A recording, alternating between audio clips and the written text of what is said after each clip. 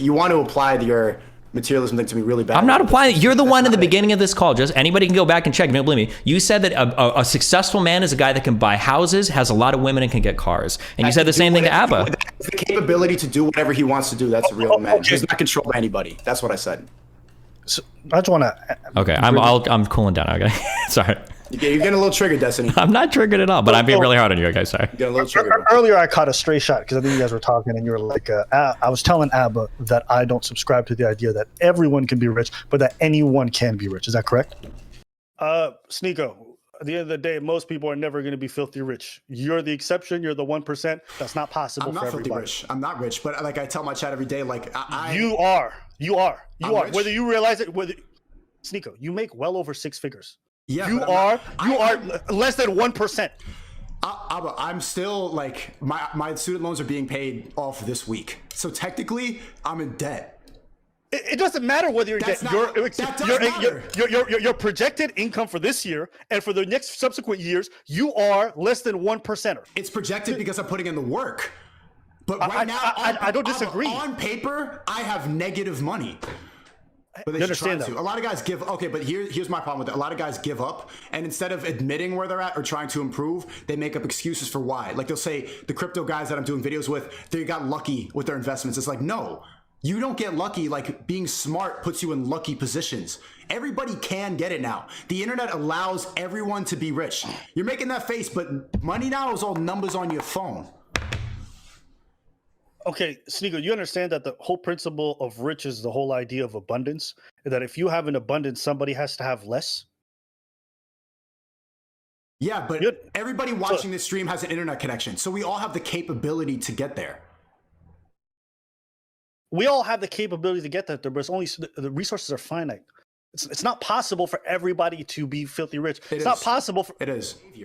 No, that's not what I'm doing. I'm not trying to encourage people to be complacent. What I'm trying to tell you is that your paradigm, the idea that everyone can be rich is one, not backable by any economists in the world. Nobody would ever say everybody could be rich. However, what I am trying to say is you don't need to be rich to lead a good life, to live a life of happiness. It's not feasible for everybody. Why is it not feasible for everybody? If we all have a phone and interconnection and we could all download Coinbase, Gemini, we could all make content, we could all, there's a million ways to make money online.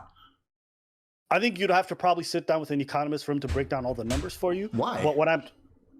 Because you're asking me how to explain the breakdown of resources in the world and how not everybody can have an abundance. If everyone has an abundance, the word abundance doesn't even exist. Richness nearly designates that you have more than others.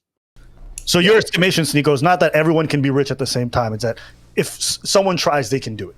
Anybody can be rich. Okay, yes, that's a very simple statement. That's true. Fair. But you also recognize that's only for a minority of people that can be rich. It's not everyone that can be rich at the same time, correct?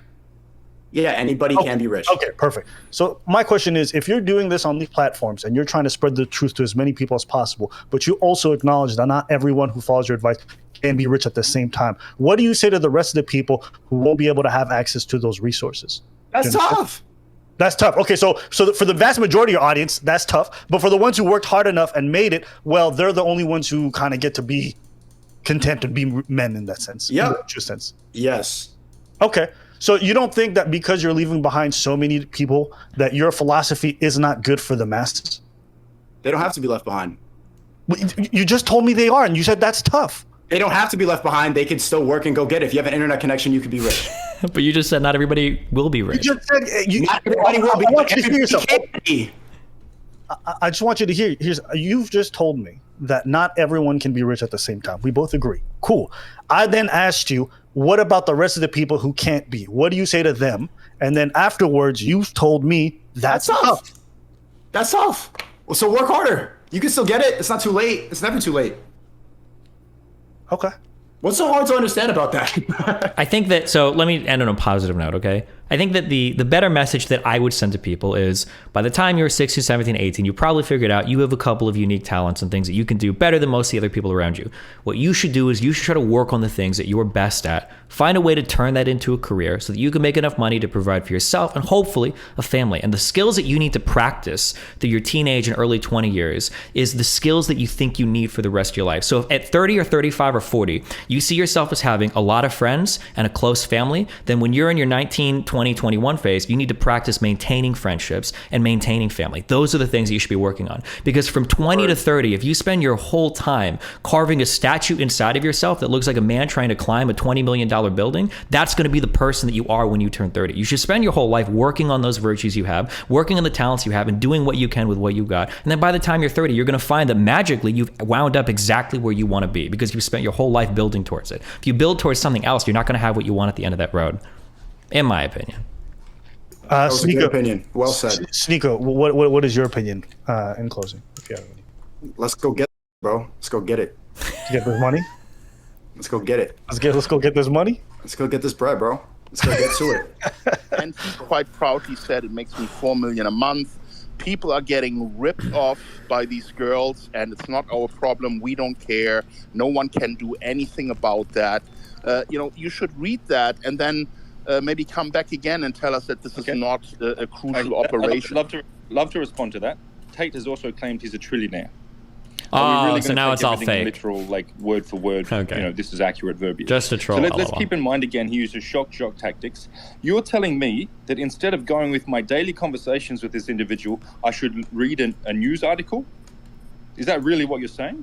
Well, if you're saying that he is saying he's making up stories and he's lying, then what are we to believe, right? No, true. Why is any of the quotes? Just a second. I'm talking. That is true. Hey, don't interrupt me. That's true. He kind of got you. That was a big true. When you are saying we should listen to what he's saying, but at the same time you're saying he's using these tactics to make up stories and to lie about things, how is that consistent? Like, how are we to know which is the truth and which isn't?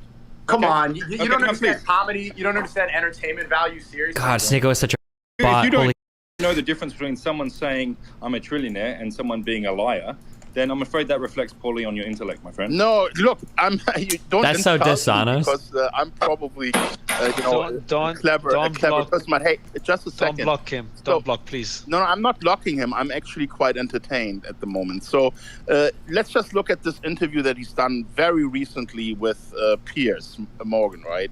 He told him that he's a billionaire.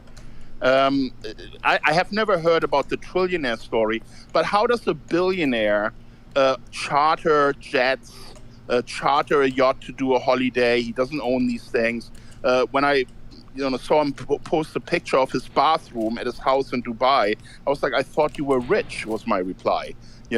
This guy is saying that he has all this money, he has all these subscribers, but he's living the lifestyle of someone who is maybe in the low double-digit millions. So, there's just so much puff and story that is not true. Okay, why should because we being a believe billionaire, anything you say?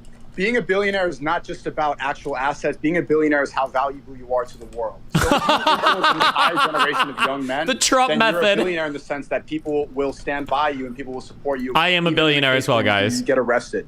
And notice how these are really, you getting annoyed about the fact that his bathroom isn't up to your standards is a waste of this conversation. I also like to, and you can tell, because Sneako is not a millionaire, by the way. I don't know why he keeps saying he made $1 million. Sneako did not make $1 million. I would be surprised at this point if Sneako has 100,000 in the bank. But it's also this weird, a lot of this is false bravado, false masculinity. This idea of oh, what does a millionaire look like? It looks like what? The MLD guy who said he went to Japan to be around fellow millionaires, who in actuality is English foreign language teacher, 2 weeks of training to do, who rents Lamborghinis when he's in Miami to make a good impression on other men. Come on. What do they think Abba and Preach are in advice channels? For a lot of the red pill guys, I guess because they grew up without fathers or because they don't have I don't know, they don't have a strong sense of self, especially let's not get too personal. What they do is every single content creator they watch, they feel like they have to model their whole life after that person. Right? So that's why if somebody comes after me or if one of these guys would come to me oh, Destiny, do you think that you're a good role model for your audience? And it's I hope they take some critical thought from me, but that's it. I'm not here to be a role model for everybody. This isn't Barney, okay? This isn't, Elmo and Sesame Street, right? I'm not here to be a role model for everybody's life. But for these guys, they see every single person that they watch has to be a role model because they're going to copy every sinsingle thing about every single person they watch. That's why part of Sneako's call out to Moist Critical was what do you stand for? And it's Moist Critical is a comedy channel. He makes fun of people online and he plays games. What do you mean? What does he stand for? Is this who you're going to find guidance in life or YouTubers? I mean, you could if it's an advice channel, but not everybody markets themselves like that, I appreciate that, Destiny. All right, bye. Remember to hit that like and subscribe, and don't forget the notification bell so that my videos show up right in your feed.